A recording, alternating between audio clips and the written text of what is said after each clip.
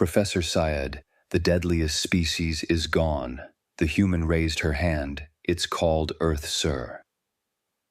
The lecture hall of Galactic University Station 7 was, by all accounts, a masterpiece of interstellar engineering. Crystalline walls that shifted colors based on the emotional state of the room's occupants, gravity plates that could be adjusted for the comfort of species ranging from the gas-dwelling Nepheri to the 17-ton Korthax, and seating that molecularly rearranged itself to accommodate everything from pseudopods to tentacles to the occasional sentient cloud of ionized particles. What it was not designed for, however, was the particular brand of chaos that came with enrolling humans. Professor Zelthorn stood at the front of the auditorium, his three eyes blinking in sequential irritation as he surveyed his Xenobiology 301 class. He was a Vexarian, which meant he looked like someone had taken a praying mantis, given it a PhD, and then dipped it in holographic paint that couldn't quite decide if it wanted to be purple or silver. His reputation preceded him. 15 publications in the Galactic Journal of Biological Studies, 3 awards for excellence in xenological research, and exactly 0 patients for what he called statistical outliers that refused to follow the established rules of evolutionary sense. In the third row, wedged between a methane-breathing sulfite and a trilarian whose species communicated primarily through interpretive color changes, sat Mackenzie Chen. She was slumped in her seat with the particular posture of someone who had already decided this class was going to be simultaneously the best and worst decision of her academic career. Her dark hair was pulled into a bun that had given up on life approximately 3 hours ago, and she was drinking what the other students had learned to recognize as coffee, though several had filed formal complaints about its odor with the station's environmental committee. Today, Professor Zelthorn announced, his translator chip rendering his clicking speech into smooth galactic common, we will be discussing the evolutionary paradox of apex predator extinction. Specifically, the curious case of species that evolved to be so devastatingly effective at survival that they ultimately eliminated themselves from the cosmic equation. A hologram flickered to life above the lecture platform, displaying a creature that looked like someone's nightmare had mated with a different, worse nightmare. It had too many teeth, not enough eyes for the number of teeth it had, and appendages that seemed to exist in more dimensions than the standard 3. The Crescitar, Zelthorn continued, warming to his subject. Apex predator of the Andromeda sector, extinct for approximately 43,000 cycles. Evolutionary perfection incarnate, capable of metabolizing nearly any organic compound, regeneration that bordered on the impossible, sensory organs that could detect prey across dimensional barriers, and a reproductive rate that would make even the Fentari swarmers jealous. They were, by every measurable metric, the ultimate predator. A Glorthian student, whose species looked like ambulatory ferns, raised one frond-like appendage. Professor, if they were so perfect, how did they go extinct? Zelthorn's mandibles clicked in what might have been approval. An excellent question. The Crescitar went extinct because they were too successful. They consumed every viable food source in their ecosystem, then turned on each other. Within a span of 2,000 cycles, they went from a population of 17 billion to exactly 0. A cautionary tale about the dangers of over-specialization in predatory evolution. Mackenzie took another sip of her coffee and said nothing. The sulfite next to her shifted slightly away, which was fair because the coffee really did smell like industrial solvent mixed with burnt regret. The lecture continued. Zelthorn was clearly in his element, clicking through hologram after hologram of species that had clawed their way to the top of their respective food chains, only to discover that the top was actually a cliff and they were already over the edge. The Vraxian pack hunters who had hunted their prey species into extinction and then starved. The crystalline devourers of Kepler 442b, who had consumed their entire planet's mineral resources and then couldn't figure out how to leave. The void swimmers of the Horsehead Nebula who had become so efficient at hunting that they'd forgotten how to digest anything else and died out when their primary prey evolved a basic defense mechanism. The pattern, Xelthorn said, gesturing with two of his forearms, is clear. Apex predation is an evolutionary dead end. The species that survives is not the strongest, the fastest, or the most lethal. It is the most adaptable, the most cooperative, the species that has learned to exist in balance with its ecosystem rather than in domination of it. A Xanthari student whose body was mostly bioluminescent tendrils raised a question. But Professor, what about species that became apex predators through intelligence rather than physical adaptation? Surely they would have the capacity to avoid such extinction events. A fair point, Xelthorn conceded. However, history shows us that intelligence alone is insufficient. Consider the architects of Tau Ceti, a species of extraordinary cognitive ability, capable of reshaping matter at the molecular level through thought alone. They became apex predators not through fang or claw, but through sheer intellectual dominance. They eliminated every species they deemed a threat or a competitor. And then, lacking any challenge, any struggle, any reason to continue adapting, they stagnated. Within 10,000 cycles, they had effectively lobotomized themselves through cultural decay. The last of their kind spent their days in meditation so deep it was functionally indistinguishable from coma. They simply stopped. Mackenzie shifted in her seat. The movement was subtle, but the sulfite noticed and released a small puff of methane that his translator rendered as, "Oh no." The lesson, Xelthorn continued, is that true survival comes not from domination, but from integration.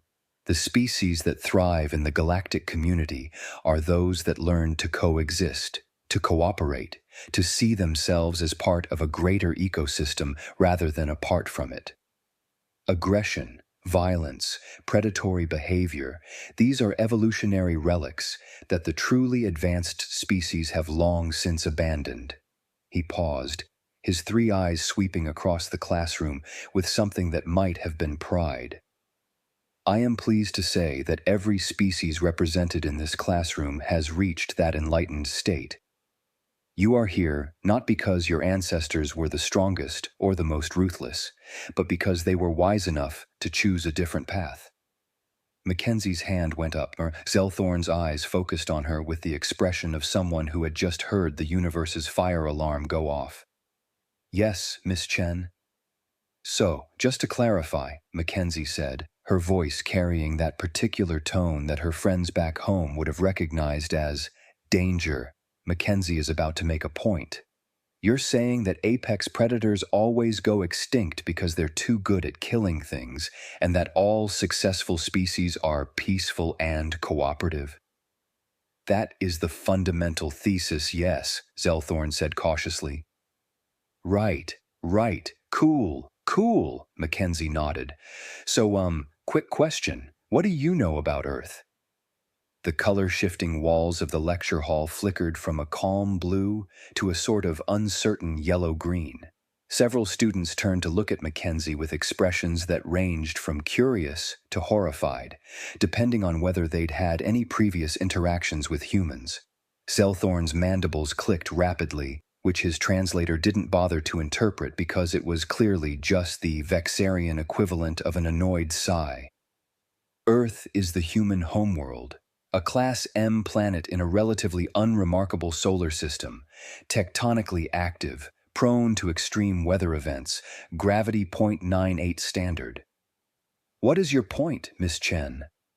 Well, Mackenzie said, leaning forward, it's just that everything you've described, the whole apex predator thing, the over-specialization, the aggression, the inability to coexist, that kind of sounds exactly like humans. Like all of it, every single part.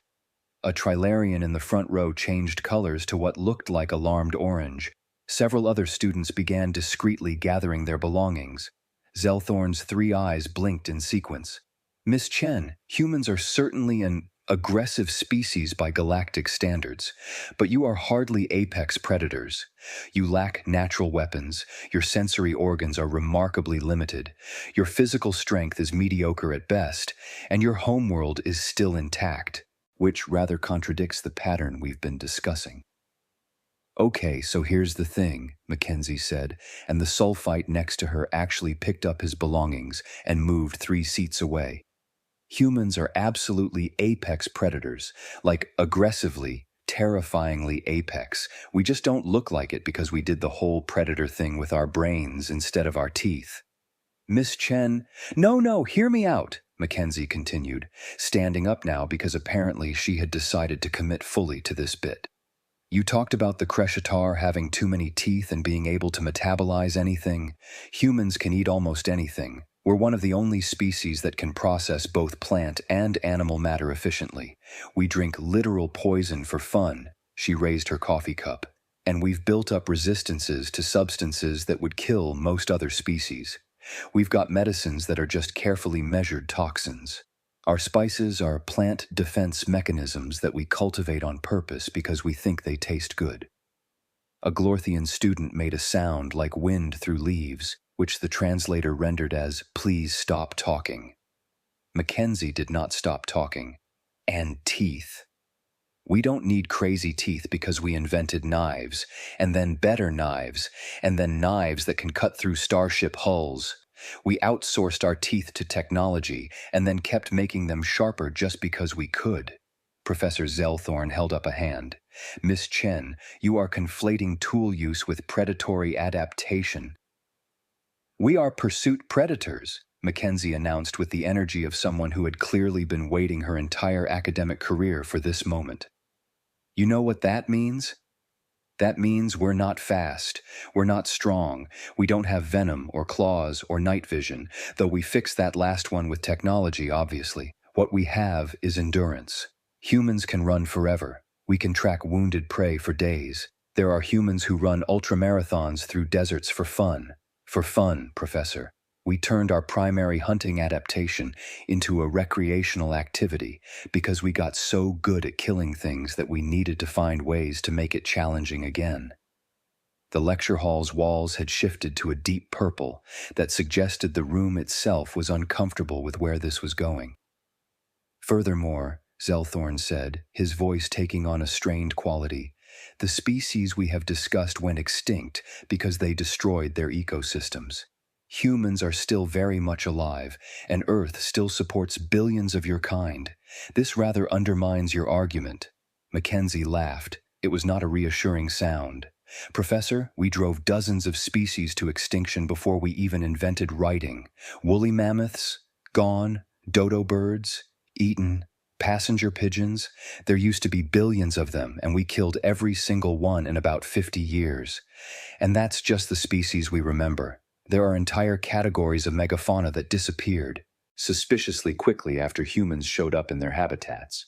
We were so good at extinction that scientists argue about whether climate change or humans killed the Ice Age megafauna, and the answer is probably both, because we're also really good at accidentally changing the climate.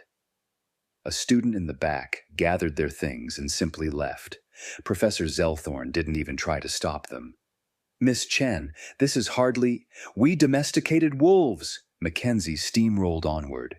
We took apex predators and turned them into purse dogs and work partners. We looked at one of nature's perfect killing machines and said, "You work for us now." And horses? We didn't just domesticate them, we bred them into specialized forms for warfare, racing, and agriculture. We weaponized evolution itself. The trilarian in the front row had shifted to a color that the translator helpfully noted was distressed mauve. And you mentioned the species that destroyed their food sources and starved. We almost did that, multiple times, and then we invented agriculture. We didn't just adapt to our environment, we reshaped it. We turned forests into farmland, redirected rivers, and built cities in places that should be completely uninhabitable. There are humans living in deserts, in Arctic zones, underwater, and now in space. We're not adapted to any of these environments naturally. We just refuse to let that stop us. Professor Zelthorn's mandibles were clicking so rapidly they were practically vibrating. Miss Chen, your species has been part of the galactic community for barely 30 standard cycles.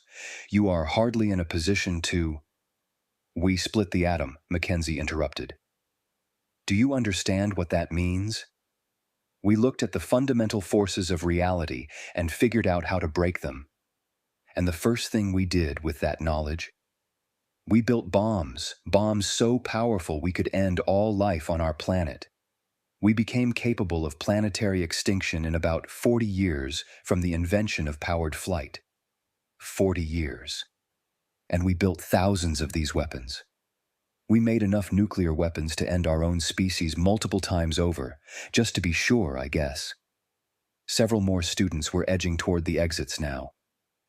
And you want to know the really funny part? Mackenzie continued, her voice rising. We didn't use most of them. We got right to the brink of apex predator self-destruction, saw the abyss, and collectively went, maybe not. We developed game theory, mutually assured destruction, and diplomatic frameworks specifically to avoid killing ourselves. We turned our own extinction into a mathematical problem and solved it through spite and determination. This is highly irregular, Zelthorn protested weakly. You know what else we did? We went to space before we had computers more powerful than a modern calculator. We strapped humans to controlled explosions and shot them at the moon with less computing power than I'm using to record this lecture. We didn't have the technology, so we just did it anyway and figured it out on the way. That's the human approach. We don't ask if something is possible, we just start building it and deal with the impossibility later. The sulfite, who had originally sat next to Mackenzie, was now on the opposite side of the room, releasing anxious puffs of methane. And cooperation? Mackenzie was on a roll now. You said successful species cooperate? Humans cooperate like crazy.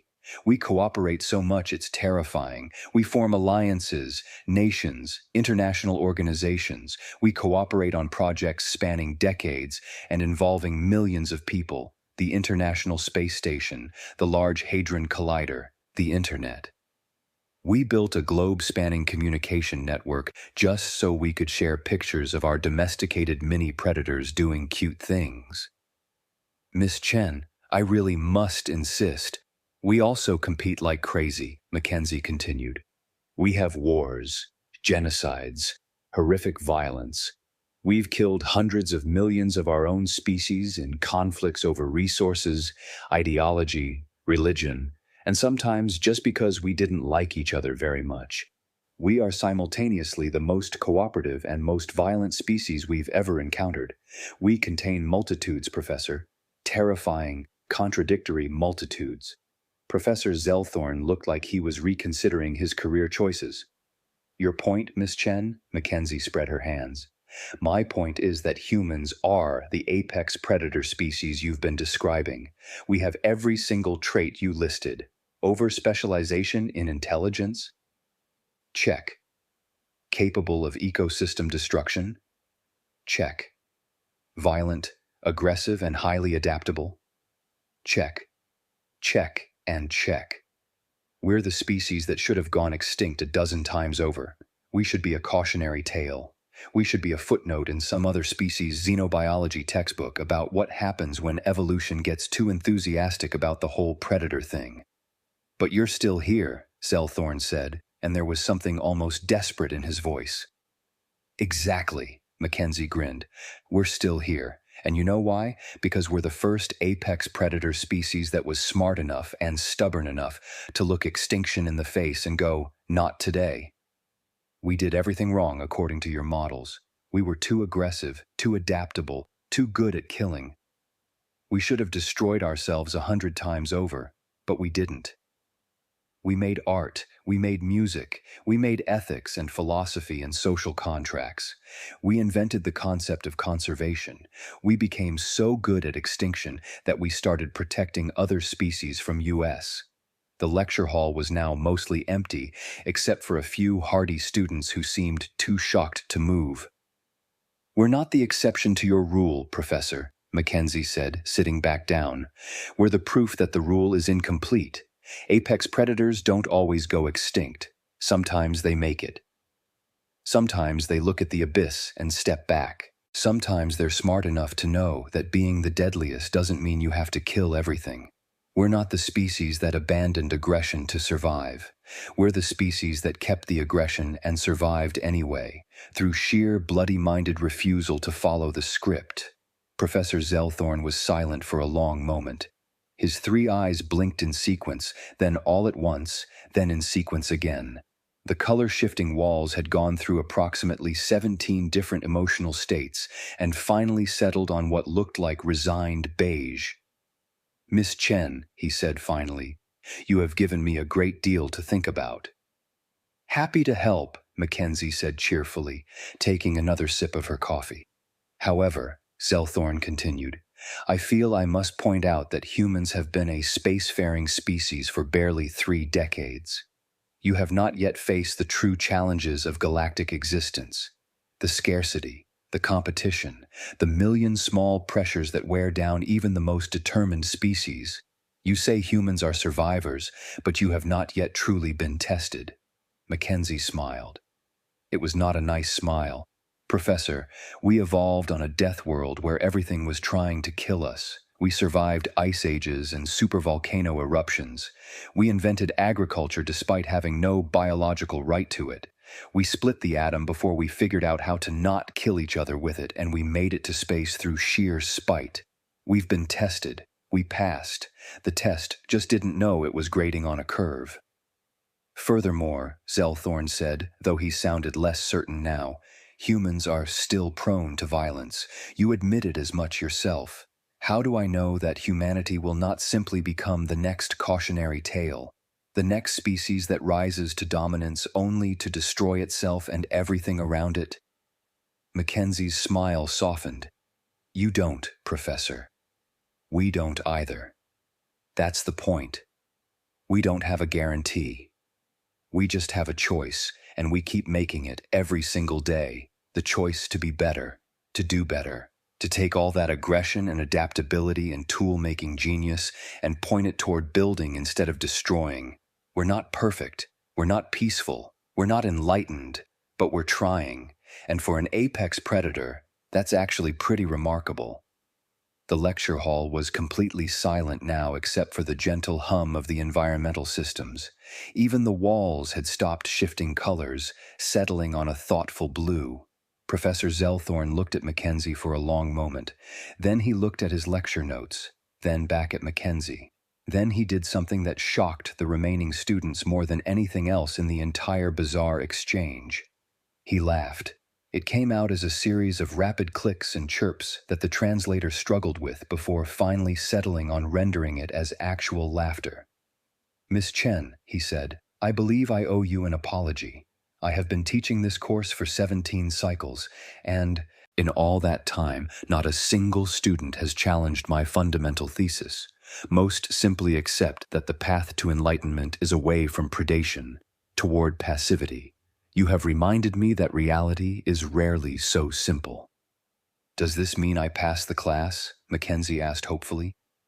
"Miss Chen, you have done something far more valuable than passing a class. You have made me reconsider my entire theoretical framework. You have forced me to confront the possibility that everything I thought I knew about evolutionary success might be incomplete." He paused.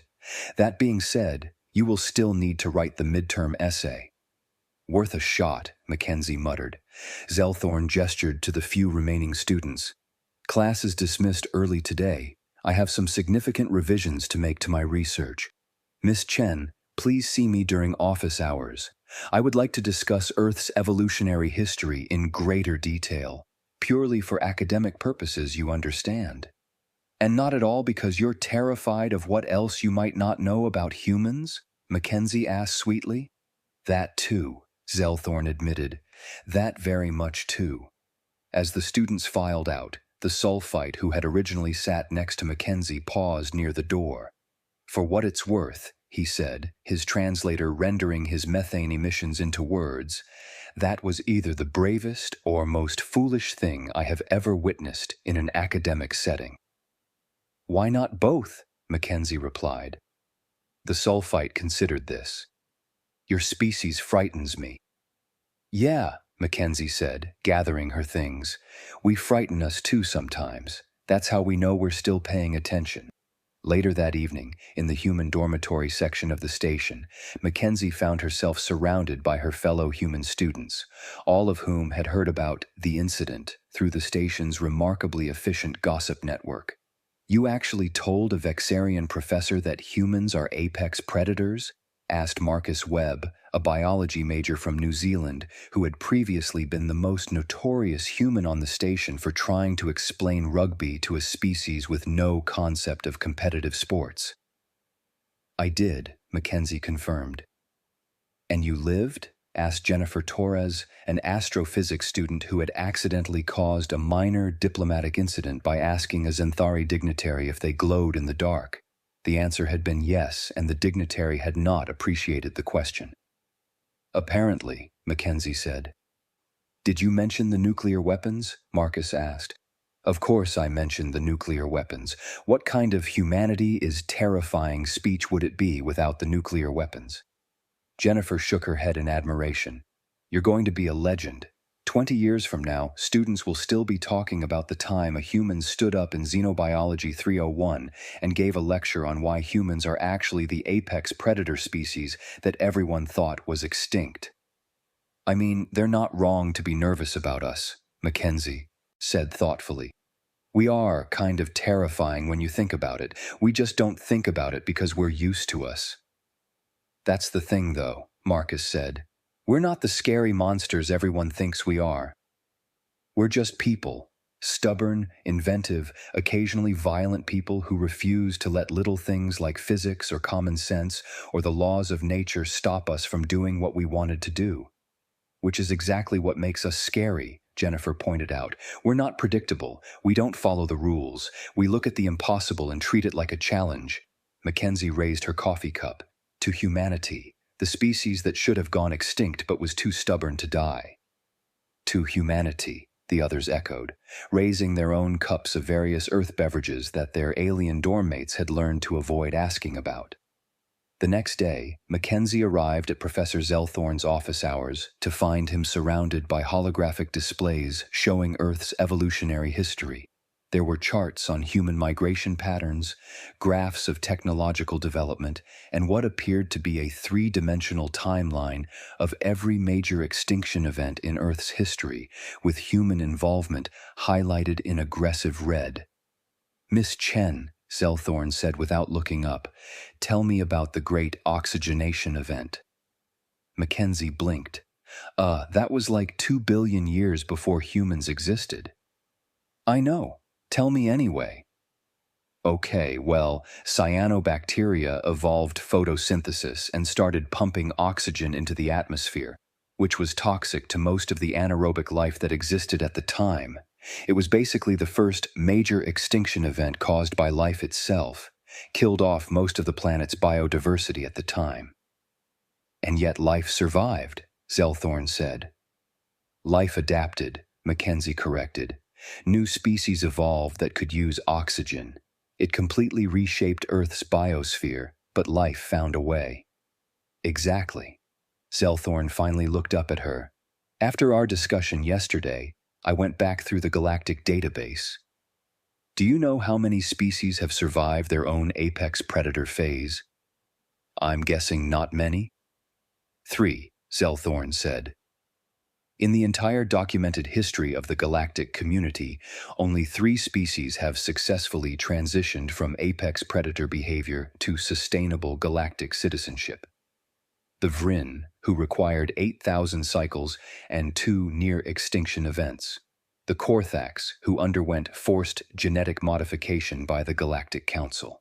And humans who did it in less than a century through nothing but social pressure and stubborn determination. So what you're saying is we're special, Mackenzie asked. What I'm saying is that you are an outlier, a statistical anomaly. You should not exist according to every model we have. And yet here you are, drinking your poison beverage and arguing with your professors about evolutionary theory. Mackenzie grinned. Humanity fuck yeah, Professor. I'm sorry, what? It's a human thing. Basically means humans are awesome despite all the reasons we shouldn't be. It's a whole genre of stories back on Earth. We love telling tales about how humans are the crazy ones in the galaxy, the ones who do things that don't make sense but work anyway. Zelthorn's mandibles clicked thoughtfully. And these stories are popular? Very. We've got millions of them. Humans befriending aliens who should be terrified of us. Humans surviving situations that would kill any other species. Humans solving problems through creativity and stubbornness, and occasionally applied violence. We like the idea that we're special, even if special means uniquely insane. Perhaps, Zelthorn said slowly, that is your true survival trait. Not your aggression or your adaptability or your tool use. Your ability to recognize your own absurdity and celebrate it anyway. To look at the universe's expectations and simply opt out. That's very philosophical for a biology professor, Mackenzie observed. You have made me reconsider many things, Miss Chen. Philosophy is merely one of them. He gestured at the holographic displays. I am rewriting my textbook. The chapter on apex predator extinction will now include a section on humanity, as the exception that proves the rule is incomplete. I hope you don't mind, but I will be citing our discussion.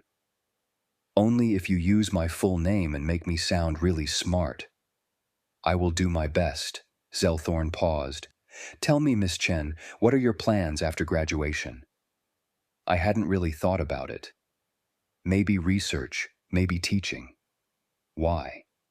Because I would like to offer you a position as my research assistant, studying humanity's evolutionary history and its implications for xenobiological theory. It seems that after 17 cycles of teaching, I still have much to learn. Who better to learn from than a human? Mackenzie smiled. Professor, I would be honored. Fair warning, though, humans are even weirder than you think. Wait until I tell you about our relationship with capsaicin. Capsaicin.